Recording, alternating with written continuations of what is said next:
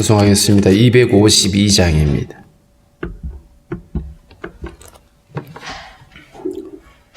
(252장)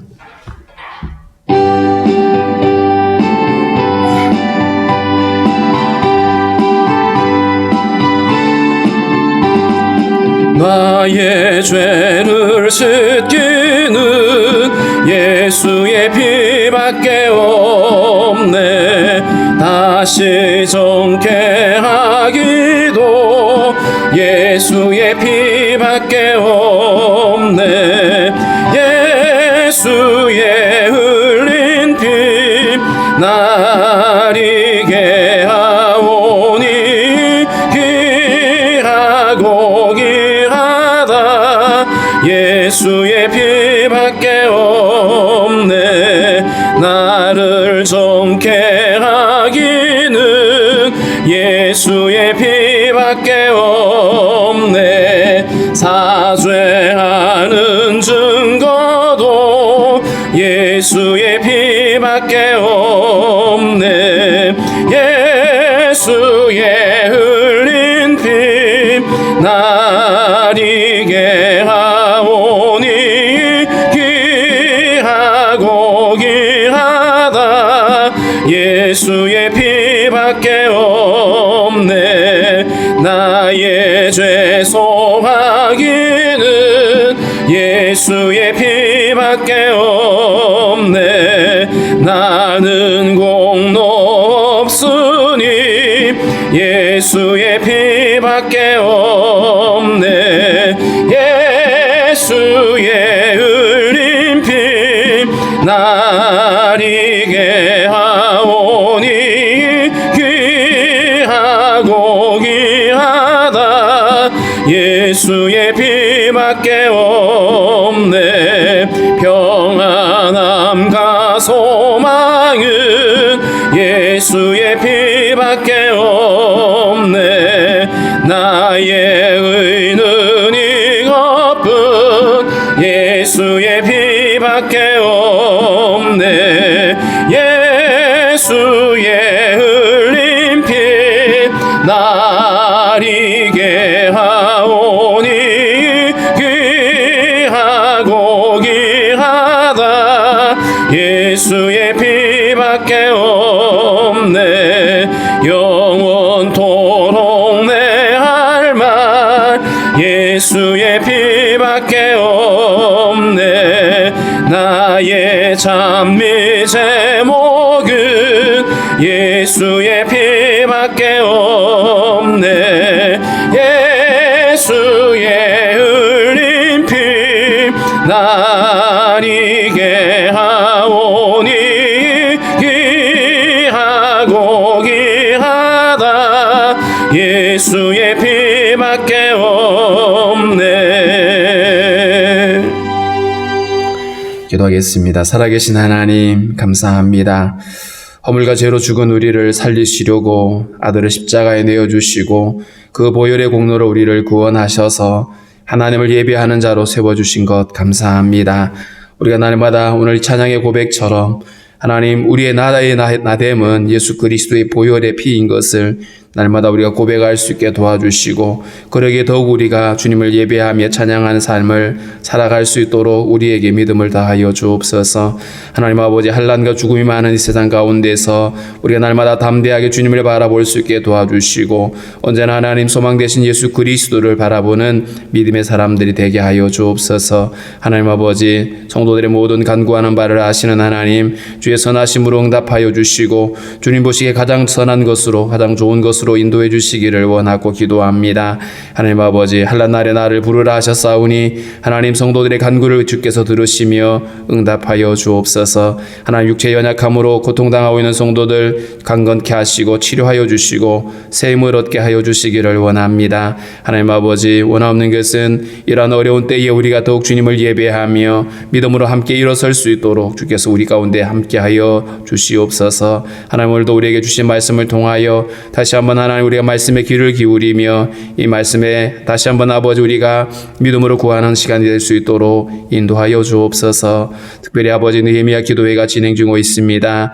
열방을 향한 아버지의 마음을 우리가 함께 품을 수 있게 도와주시고 하나님의 마음으로 함께 구할 때에 하나님의 놀라운 역사가 함께 일어날 수 있도록 인도하여 주옵소서. 특별히 하나님 아버지 복음으로 인하여 박해받고 있는 많은 교회들이 있습니다. 하나님 긍휼을 베풀어 주시고 저들이 환난의 때에 더욱더 믿음을 지키기에 부족함이 없도록 인도하여 주옵소서. 감사하며 예수님의 이름으로 기도하옵나이다.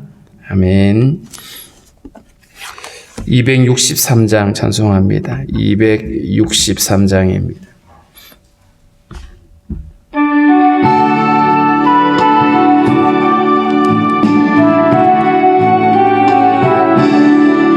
이 세상 험하고 나 비록 약하나 늘 기도 힘쓰며 큰 권능 얻겠네. 주의 은혜로 대속받아서 피와 같이 붉은 죄 눈같이 이겠네. 주님의 권능은 한없이 크오니 돌 같은 내 마음 곧 녹여주소서.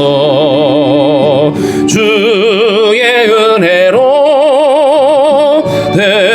대속받아서 피와 같이 붉은 죄 눈같이 이겠네. 내 맘이 약하여 늘 넘어지오니 주 예수 힘주사 굳세게 하소서. 주의 은혜로 대속받아서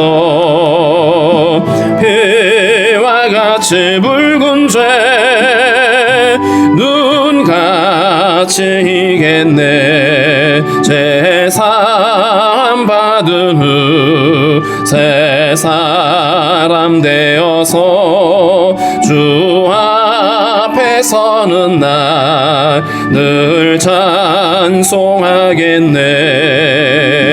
주의 은혜로 대속받아서 피와 같이 붉은 죄 눈같이 이겠네. 아멘. 사도행전 3장 1절부터 10절 말씀. 사도행전 3장 1절부터 10절까지 함께 읽습니다. 제9시 기도 시간에 베드로와 요한이 성전에 올라갈새 나면서 못 걷게 된 이를 사람들이 메고 오니 이는 성전에 들어가는 사람들에게 구걸하기 위하여 날마다 미문이라는 성전문에 두는 자라. 그가 베드로와 요한이 성전에 들어가려 함을 보고 구걸하거늘 베드로가 요한과 더불어 주목하여 이르되 우리를 보라 하니 그가 그들에게서 무엇을 얻을까 하여 바라보거늘 베드로가 이르되 은과 금은 내게 없거니와 내게 있는 이것을 내게 주노니 나사렛 예수 그리스도의 이름으로 일어나 걸으라 하고 오른손을 잡아 일으키니 발과 발목이 곧 힘을 얻고 뛰어서서 걸으며 그들과 함께 성전으로 들어가면서 걷기도 하고 뛰기도 하며 하나님을 찬송하니 모든 백성이 그 걷는 것과 하나님을 찬송함을 보고 그가 본래 성전 미문에 앉아 구걸하던 사람인 줄 알고 그에게 일어난 일로 인하여 심히 놀랍게 여기며 놀라니라. 아멘.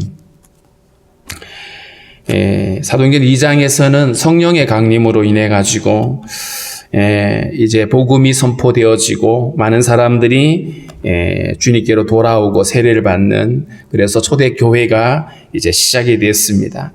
이렇게 시작되어진 교회인데 3장부터는 이 교회가 이렇게 엄청난 폭발적인 부흥이 일어나는 사건들을 이제 기록을 하고 있는데 그 부흥의 촉매제가 바로 오늘 이 본문의 사건입니다.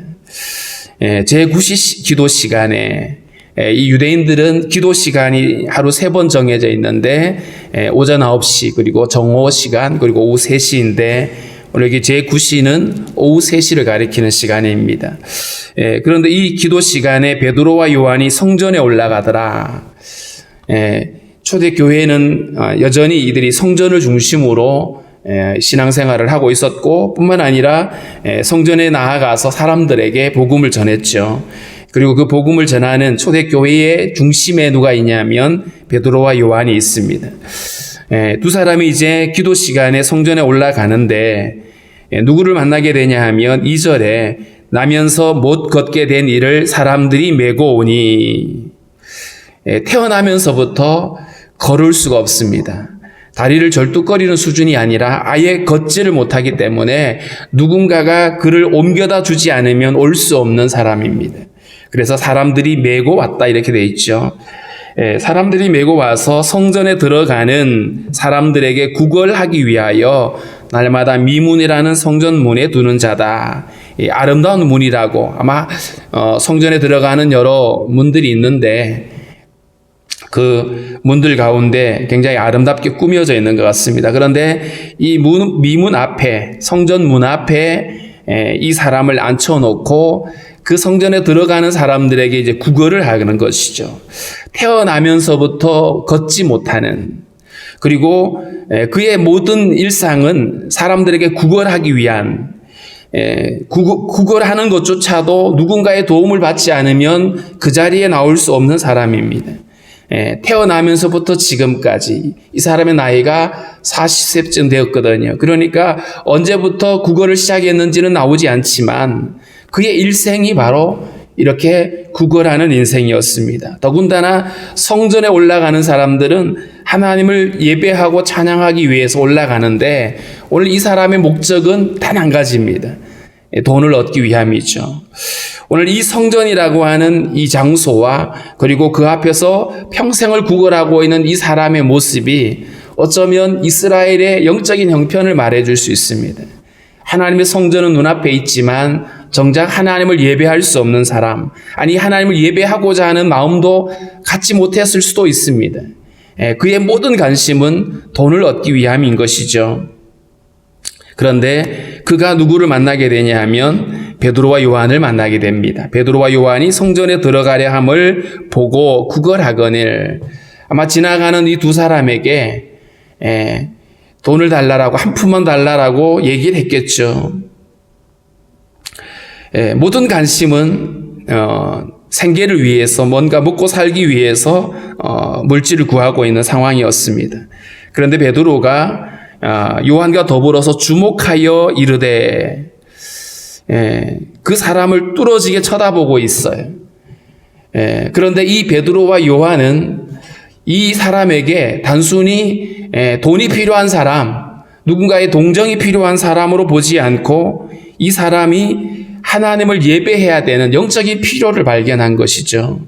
아마 그 성전에 올라가는 많은 사람들이 성전에 올라갈 때마다 앉아있는 그 사람을 보고 아무도 이 사람이 하나님을 예배하고 하나님 앞에 나아가야 될 그 필요성에 대해서 사람들은 인식하지 않았을 겁니다. 그저 불쌍한 사람이고 돈이 필요한 사람이고 그냥 도움이 필요한 사람으로만 여겼지 이 사람이 하나님을 예배해야 되는 존재임을 아무도 생각하지 않았을 겁니다. 그런데 베드로와 요한이 그를 더불어 주목하면서 그의 영적인 필요를 발견하게 되는 것이죠. 단순히 돈이 필요한 자가 아니라 하나님을 예배해야 된다라고 하는 사실을 알 수가 있었습니다. 그래서 뚫어지게 쳐다보고 있다가 우리를 보라 이렇게 말하죠. 아마 이 동냥을 하던 이 사람은 이 두 사람이 우리를 보라고 하니까 뭘 주려고 하는지 아마 그래서 관심을 가지고 보았을 겁니다. 5절에 그렇게 말했죠. 그들에게서 무엇을 얻을까 하여 바라보거늘. 선교사님들이 선교지에 나가가지고 늘 고민하는 부분들이 구제와 복음이라는 주제입니다. 대부분의 선교사님들이 지금은 안 그런 곳도 있지만 대부분의 선교사님들이 굉장히 가난한 나라에 많이 가 있죠.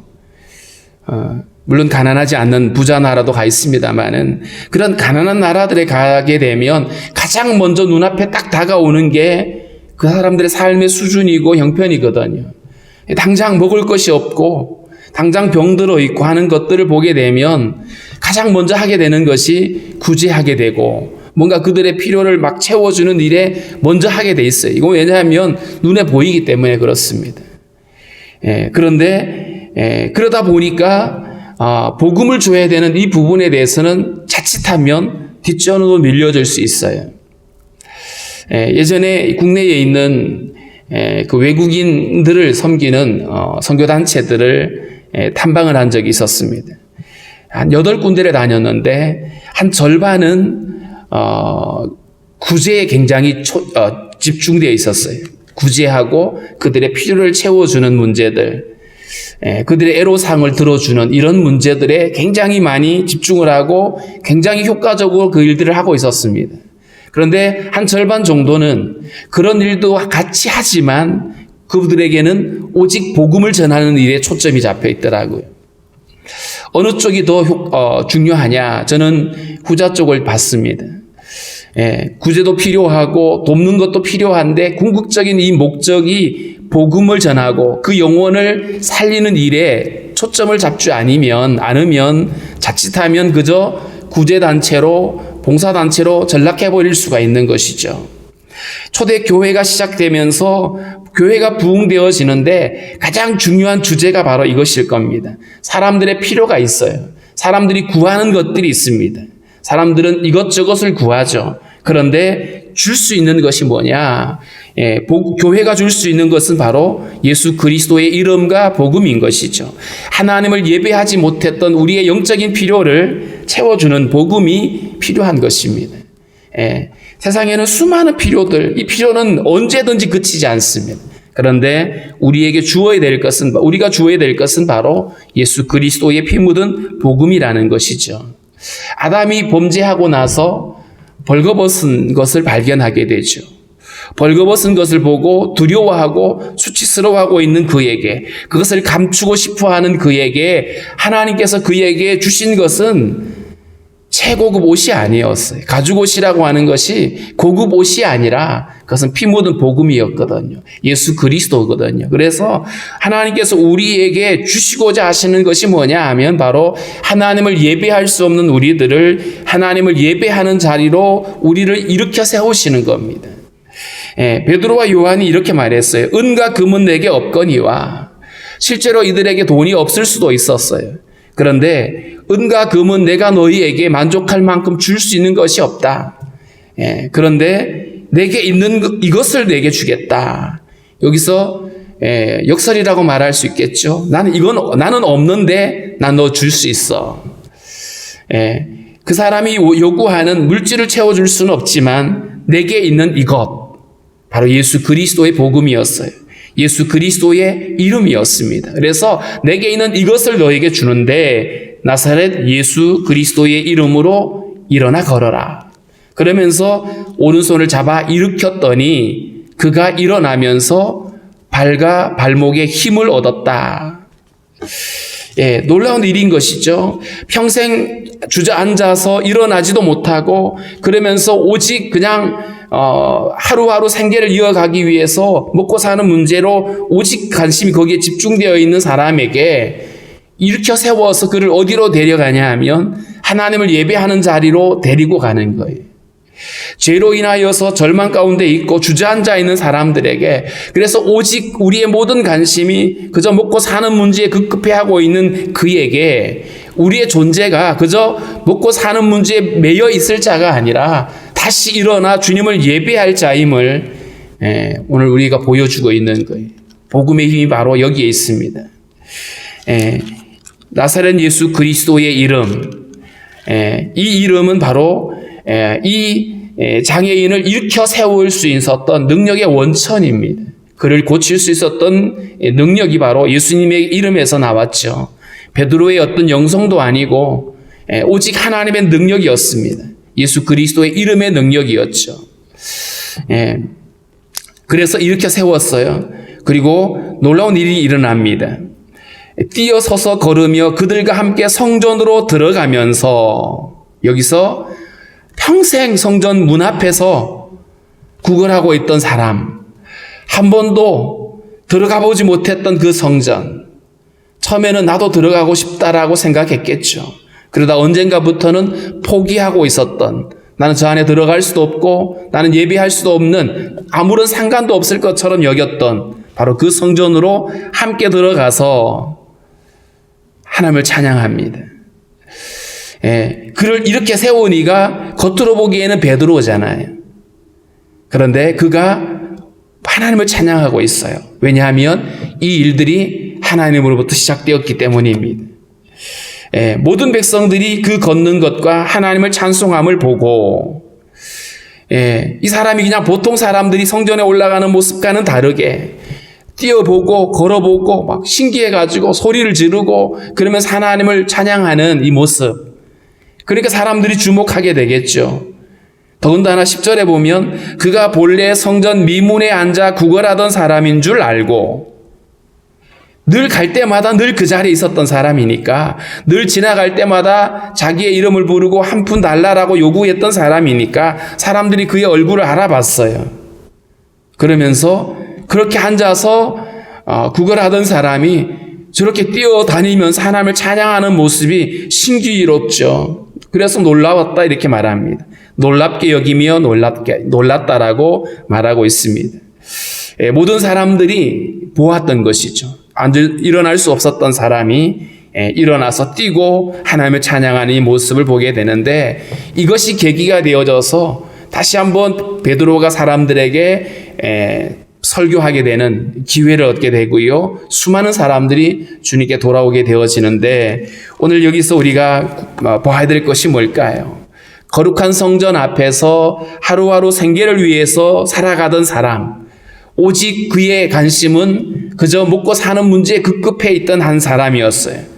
어떻게 보면 우리가 살아가는 우리의 현실이 그러할 수도 있습니다.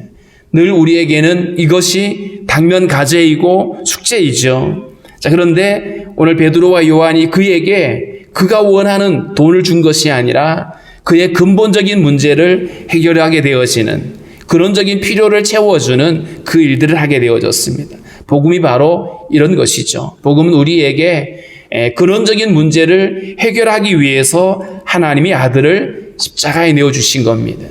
많은 사람들이 하나님께 기도하면서 이것 주세요, 저것 주세요라고 구하는 것들이 다양하죠.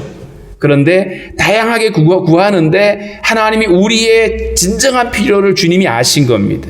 그 진정한 필요가 뭐냐 하면 우리의 존재의 목적을 회복시켜 주는 겁니다. 하나님을 찬양하고 하나님과 교제하고 하나님의 영광을 드러내야 될 우리 인생들인데 죄로 인하여 그것이 불가능해졌거든요. 그리고 어느새 사람들은 그것이 우리 인생의 목적인 것조차도 잊어버리고 다만 그냥 먹고 사는 문제에 매여 있는 우리들에게 주님은 아들을 선물로 주신 겁니다. 아들을. 그래서 예수 그리스도의 십자가를 주셨어요. 사람들은 예수님을 얘기하고 십자가를 얘기하면 달가워하지 않습니다. 왜냐하면 그들이 원하는 것은 먹고 사는 문제고 병 고치는 거거든요. 내가 세상에서 성공하는 문제거든요. 그래서 대부분의 종교들이 구하는 것이 바로 같은 목적이거든요. 제가 전에 그런 말씀을 드렸어요. 천안에 갔더니 꽤 큰 절이 하나 있더라고요. 어떤 모임에 갔는데 그 절에 따라가게 됐어요. 그런데 거기 보니까 청동으로 만든 불상이, 앉아있는 불상이 있는데 뭐 동양에서 가장 크다 뭐 이런 얘기를 들었어요. 그 가장 큰 거다 그러는데 저는 관심이 뭐 거기 상관없잖아요. 그래서 그냥 언저리에도 이렇게 돌다가 뭘 봤냐 하면 한쪽 벽 쪽에 잔뜩 쌓여 세워져 있는 규화장을 봤어요. 그 규화장에 보니까 뭔가를 그냥 하얀 페인트로 썼는데 가서 읽어봤거든요. 읽어봤더니 놀라웠어요. 가족 건강, 사업 성공, 그 다음에 우리 아이 학교 잘 들어가는 것, 병 고쳐지는 것, 이런 것들을 써놨는데 너무나 익숙한 거예요. 전에 제가 다니던 교회에서는 그랬거든요. 성구 영신 예배 되면 우리의 기도 제목 적어서 강단에 올려주면 그거 읽어주고 축복해 주셨거든요. 근데 너무 똑같은 거예요. 거기서 굉장한 충격을 받았어요. 어떻게 교회에서 구하는 것과 여기서 구하는 것들이 이렇게 똑같을 수 있을까? 그때 깨달았어요. 종교라고 하는 것이 바로 이런 것이구나. 우리가 얻고자 하는 것이 다르지 않구나. 그렇다면 정말 하나님이 아들을 십자가에 내어주신 것이 이것을 위함이냐? 아닌 것이죠. 여기 가서 구해보다가 안 되니까 이쪽 종교를 가보고 이런 거라면 뭐가 다르겠어요? 그런데 하나님이 우리에게 주고자 하셨던 것은 그런 것들이 아니었어요. 물론 하나님이 우리의 병을 고쳐주시기도 합니다. 저도 그런 경험이 있습니다. 기도해서 병 난 적이 있어요. 우리의 필요를 채워주시기도 합니다. 우리 물론 그런 것 기도합니다. 그것이 잘못된 것이 아니라 우리의 궁극적인 목적이 아들을 왜 세상에 보내셨는지, 아들의 십자가가 왜 우리에게 필요한 것인지를 우리는 잊어서는 안 됩니다. 왜냐하면 아들을 통해서, 그 보혈의 공로를 통해서 예배할 수 없던 우리를 예배하게 하고 하나님을 찬양할 수 없던 우리를 찬양할 수 있도록 우리를 그 죄와 사망의 자리에서 이렇게 세우신 것이 복음이거든요.